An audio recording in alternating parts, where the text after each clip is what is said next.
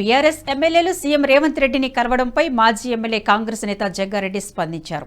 ఆయన గాంధీ భవన్లో మీడియాతో మాట్లాడుతూ బీఆర్ఎస్ ఎమ్మెల్యేలు ఎందుకు కలిశారో తనకు తెలియదన్నారు.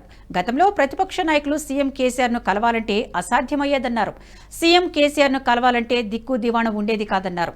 కానీ కాంగ్రెస్ వచ్చిన తర్వాత ప్రతిపక్ష నేతలు ఎవరైనా సీఎంను కలవచ్చు అనే సంప్రదాయానికి తెరతీశామన్నారు.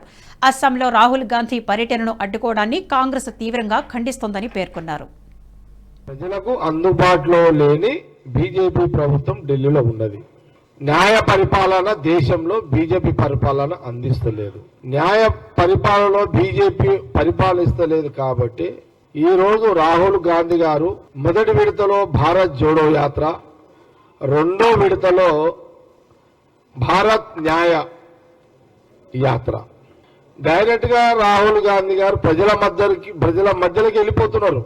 ఎలాంటి ఇబ్బంది లేకుండా, ప్రజలకు ఇబ్బంది లేకుండా, ప్రభుత్వాలకు ఇబ్బంది లేకుండా ఏ రాష్ట్రంలో అయితే రాహుల్ గాంధీ గారు పర్యటిస్తున్నారో ఆ రాష్ట్రంలో ఉన్న ల్యాండ్ ఆర్డర్ ప్రాబ్లం లేదా ఆ రాష్ట్రంలో ఉన్న ముఖ్యమంత్రుల యొక్క అవినీతి యొక్క పరిపాలన మీద, ప్రజలు పడుతున్న ఇబ్బందుల మీద ఏ రాష్ట్రం అయితే రాహుల్ గాంధీ గారు పర్యటిస్తున్నారో, యాత్ర చేస్తున్నారో, భారత్ న్యాయ యాత్ర, ఆ రాష్ట్రంలో రాహుల్ గాంధీ గారు చాలా స్పష్టంగా ఈ రాష్ట్రంలో ఈ బీజేపీ ముఖ్యమంత్రి పరిపాలన బాగలేదు, బీజేపీ ప్రధానమంత్రి యొక్క మోడీ యొక్క పరిపాలన బాగలేదు, 9 ఏళ్ల కాలంలో 10 ఏళ్ల కాలంలో ప్రజల మధ్యలో ఈ ప్రభుత్వం లేదు, ప్రజల మీద అధిక ధరలు అధికంగా పెంచేసిర్రు.